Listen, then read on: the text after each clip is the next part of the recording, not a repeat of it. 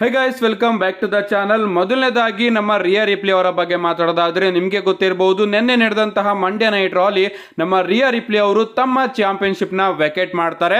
ನಿಜವಾಗ್ಲೂ ಸಖತ್ತು emotional moment ಅಂತಾನೆ ಹೇಳ್ಬಹುದು. ಅವರಿಗೆ ರಿಯಲ್ ಇಂಜುರಿ ಆಗಿ ಅವರು ತಮ್ಮ ಚಾಂಪಿಯನ್ಶಿಪ್ ನ ಬಿಟ್ ಹೋಗ್ಬೇಕಾದಂತಹ ಒಂದು ಪರಿಸ್ಥಿತಿ ಬಂತು ಅಂಡ್ ಅದನ್ನ ಅವರು ಮಾಡಿದ್ದಾರೆ. ಸೊ ನಮ್ಮ ರಿಯಾ ರಿಪ್ಲಿ ಅವರು 380 ದಿನ ವಿಮೆನ್ಸ್ ವರ್ಲ್ಡ್ ಚಾಂಪಿಯನ್ ಆಗಿದ್ರು ಅಂತಾನೆ ಹೇಳ್ಬಹುದು. ಫೈನಲಿ ಅವರು ತಮ್ಮ ಚಾಂಪಿಯನ್ಶಿಪ್ ನ ಸೋತಿಲ್ಲ, ವೆಕೆಟ್ ಮಾಡಿದ್ದಾರೆ. ಬಟ್ ಅವರು ಒಂದು ವಾರ್ನಿಂಗ್ ನ ಕೂಡ ಕೊಟ್ಟಿದ್ದಾರೆ, ನಾನು ನೆಕ್ಸ್ಟ್ ಬಂದ್ಬಿಟ್ಟು ಈ ಒಂದು ಚಾಂಪಿಯನ್ಶಿಪ್ ಮೇಲೆ ಹೋಗ್ತೀನಿ ಅಂತ.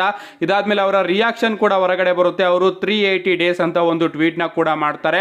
ಅಂಡ್ ಡಬ್ಲ್ಯೂ ಅವರು ನೆಕ್ಸ್ಟ್ ಮಂಡ್ಯ ನೈಟ್ ರಾಲಿ ಹೊಸ ವಿಮೆನ್ ವರ್ಲ್ಡ್ ಚಾಂಪಿಯನ್ ನ ಕ್ರೌನ್ ಕೂಡ ಮಾಡ್ತಾರಂತೆ. ನೋಡೋಣ ಗೈಸ್, ಮುಂದಿನ ವಾರದ ಮಂಡ್ಯ ನೈಟ್ ರಾಲಿ ಯಾವ ಸೂಪರ್ ಸ್ಟಾರ್ ಬಂದು ಹೊಸ women world heavyweight champion ಆಗ್ತಾರೆ ಅಂತ. ನೆಕ್ಸ್ಟ್ ಅಪ್ಡೇಟ್ ಕಡೆ ಬರೋದಾದ್ರೆ ಇದಿರ್ತಕ್ಕಂಥದ್ದು ಮಂಡ್ಯ ನೈಟ್ ರೋ ಬಗ್ಗೆನೆ. Recent Monday Night Raw ending ಅಲ್ಲಿ ಏನಾಯ್ತು ಅಂತ ನೀವು ನೋಡಿರ್ತೀರಾ ಅಂತ ಅನ್ಕೋತೀನಿ. ನಾನು ಅದನ್ನ ಮಿಸ್ ಮಾಡ್ಕೊಂಡೆ, ಯಾಕಂದ್ರೆ ಕೆಲ್ಸಕ್ಕೆ ಹೋಗ್ಬೇಕಿತ್ತು, ಅದಕ್ಕೋಸ್ಕರ ಬೇಗ ಅದನ್ನ ಸ್ಕಿಪ್ ಮಾಡಿದೆ ಅಂತಾನೆ ಹೇಳ್ಬಹುದು.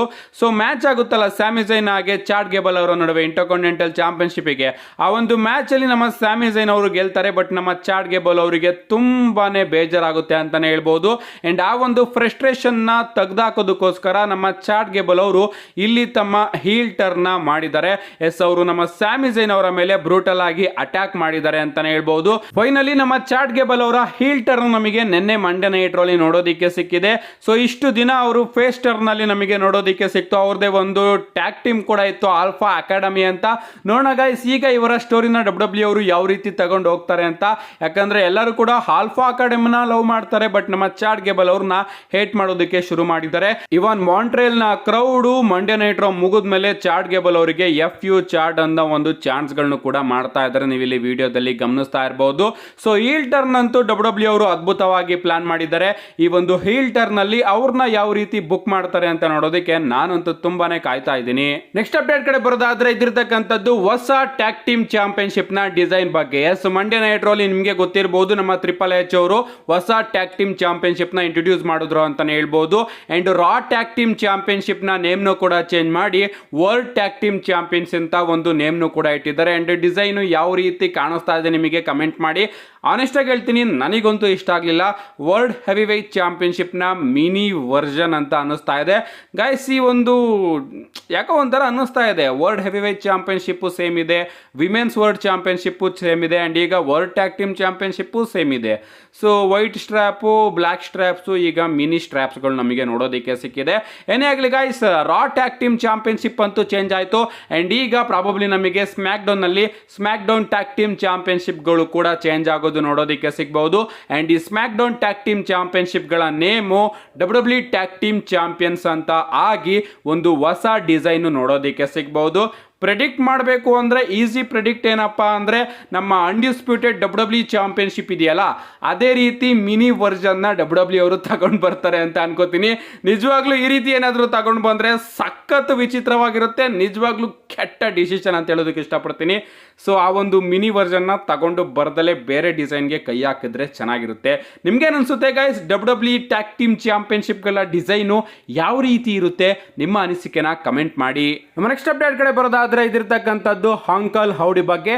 ಎಸ್, ನಿನ್ನೆಯ ಮಂಡ್ಯ ನೈಟ್ ರಲ್ಲಿ ನಮಗೆ ಹಾಂಕಲ್ ಹೌಡಿಯ ಟೀಸರ್ಸ್ ಗಳು ಕೂಡ ನೋಡೋದಕ್ಕೆ ಸಿಕ್ತು. ನಮ್ಮ ನ್ಯೂ ಡೇ ಅವರು ಮ್ಯಾಚ್ ಗೆ ಎಂಟ್ರಿ ಆಗಬೇಕಾದ್ರೆ ನಮಗೊಂದು ಗ್ಲಿಚ್ ನೋಡೋದಕ್ಕೆ ಸಿಕ್ಕಿ ಒಂದು QR ಕೋಡ್ ನೋಡೋದಕ್ಕೆ ಸಿಗುತ್ತೆ. ಅಂಡ್ ಆ ಒಂದು QR ಕೋಡ್ ನ ಸ್ಕ್ಯಾನ್ ಮಾಡಿದಾಗ ನಮಗೆ ಈ ರೀತಿಯ ಫೋಟೋ ನೋಡೋದಕ್ಕೆ ಸಿಗುತ್ತೆ. ಅಂಡ್ ಆ ಎರಡು ಫೋಟೋನ ಮರ್ಜ್ ಮಾಡಿದ್ರೆ ನಮಗೊಂದು ವೆಬ್ಸೈಟ್ ಲಿಂಕ್ ನೋಡೋದಕ್ಕೆ ಸಿಗುತ್ತೆ. ಅಂಡ್ ಆ ಒಂದು ವೆಬ್ಸೈಟ್ ಒಳಗಡೆ ನಮಗೊಂದು ವಿಡಿಯೋ ನೋಡೋದಕ್ಕೆ ಸಿಗುತ್ತೆ. ಅಂಡ್ ಈ ವಿಡಿಯೋದಲ್ಲಿ ತುಂಬಾನೇ ಲೈನ್ಸ್ ಗಳು ನಮಗೆ ನೋಡೋದಕ್ಕೆ ಸಿಗುತ್ತೆ. Trust me, time to wake up, take my and things will be better ಅಂತ ಕೆಲವೊಂದಷ್ಟು ಲೈನ್ಸ್ಗಳು ನೋಡೋದಕ್ಕೆ ಸಿಗುತ್ತೆ. ಅಂಡ್ ಮೇಲ್ಗಡೆ ಫೋಟೋಸ್ನ ನೀವು ಇಲ್ಲಿ ನೋಡ್ತಾ ಇರ್ಬೋದು. ನನಗಂತೂ ಚೂರು ಅರ್ಥ ಆಗಲಿಲ್ಲ. ನಿಮ್ಗೇನಾದರೂ ಅರ್ಥ ಆಗಿದ್ರೆ ನಿಮ್ಮ ಅನಿಸಿಕೆನ ಕಮೆಂಟ್ ಮಾಡಿ.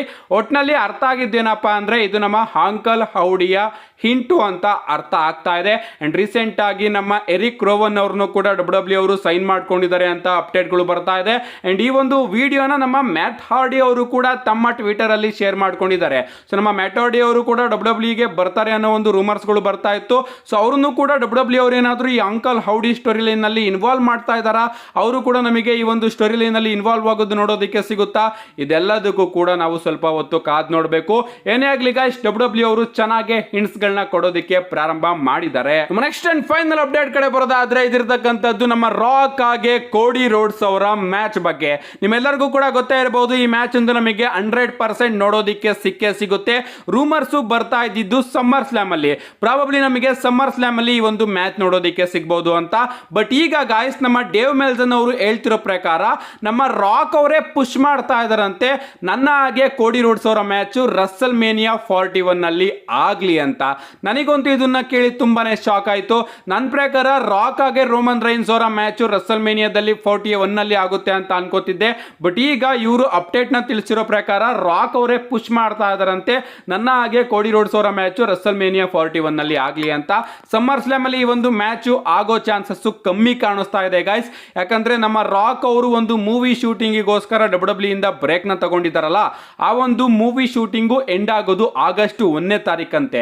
ಸೊ ಆಗಸ್ಟ್ 3ನೇ ತಾರೀಕೆ ಸಮ್ಮರ್ ಸ್ಲಾಮ್ ಇರೋದ್ರಿಂದ ಸಮ್ಮರ್ ಸ್ಲಾಮ್ ಅಲ್ಲಿ ಇವರಿಬ್ಬರ ಮ್ಯಾಚ್ ಆಗೋದು ಡೌಟು. ಪ್ರಾಬಬ್ಲಿ ಸಮ್ಮರ್ ಸ್ಲಾಮ್ ಅಲ್ಲಿ ನಮ್ಮ ಕೋಡಿ ರೋಡ್ಸ್ ಅವರು ಬೇರೊಬ್ಬ ಸೂಪರ್ ಸ್ಟಾರ್ಸ್ ಮೇಲೆ ತಮ್ಮ ಒಂದು ಚಾಂಪಿಯನ್ಶಿಪ್ ನ ಡಿಫೆಂಡ್ ಮಾಡಬೇಕಾದ್ರೆ ಸಮ್ಮರ್ ಸ್ಲಾಮ್ ಅಲ್ಲಿ ನಮಗೆ ರಾಕ್ ಅವರ ರಿಟರ್ನ್ ನೋಡೋದಿಕ್ಕೆ ಸಿಗಬಹುದು. ರಾಕ್ ಅವರ ಮ್ಯಾಚ್ ಸಮ್ಮರ್ ಸ್ಲಾಮ್ ಅಲ್ಲಿ ಆಗೋದು ಡೌಟು ಅಂತ ಅನ್ಕೋತೀನಿ. ಪ್ರಾಬಬ್ಲಿ ಸರ್ವೈವರ್ ಸೀರೀಸ್ ಅಲ್ಲಿ ಆಗಬಹುದು. ಏನೇ ಆಗ್ಲಿ ನಮ್ಮ ಡೇವ್ ಮೆಲ್ಸನ್ ಅವರು ಹೇಳ್ತಿರೋ ಪ್ರಕಾರ ರಾಕ್ ಅವರು ಪುಷ್ ಮಾಡ್ತಾ ಇದಾರಂತೆ ನನ್ನ ಹಾಗೆ ಕೋಡಿ ರೋಡ್ಸ್ ಅವರ ಮ್ಯಾಚ್ ರಸಲ್ ಮೇನಿಯಾ 41 ನಲ್ಲಿ ಆಗ್ಲಿ ಅಂತ. ಇದನ್ನ ಎಷ್ಟು ನಂಬೋದು ಎಷ್ಟು ಬಿಡೋದು ನನಗಂತೂ ಅರ್ಥ ಆಗ್ತಾ ಇಲ್ಲ.